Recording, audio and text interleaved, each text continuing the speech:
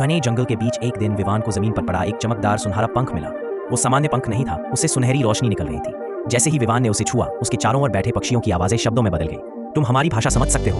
एक नन्ही चिड़िया हैरानी से बोली। विवान ये देखकर चौंक गया, लेकिन जल्द ही वो जंगल के पक्षियों का मित्र बन गया। कुछ दिन बाद एक रात सैकड़ों पक्षी घबराए हुए उसके घर की छत पर आकर बैठ गए। एक बूढ़े उल्लू ने कहा, जंगल के सबसे पुराने पेड़ पर बिजली गिरने वाली है। विवान तुरंत गांव पहुंचा, लेकिन किसी ने उसकी बात पर विश्वास नहीं किया।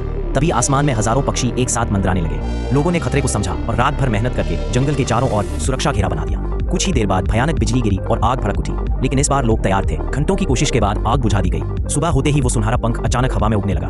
वो ऊपर और ऊपर जाता गया, जब तक कि बादलों के बीच एक विशाल स्वर्णिम पक्षी दिखाई नहीं दिया। उसकी आंखें सूरज की तरह चमक रही थी। उसने कहा, विवान, तुमने अनेक जीवों का भविष्य बचाया है। फिर पंख पर सुनहरे अक्षरों में एक संदेश उभर आया, प्रकृति की रक्षा करने वाला ही उसका सच्चा मित्र और सबसे महान रक्षक होता है। इतना कहकर वो स्वर्णिम पक्षी आसमान की रोशनी में विलीन हो गया, लेकिन उसकी चमक हमेशा के लिए विवान के दिल में बस गई।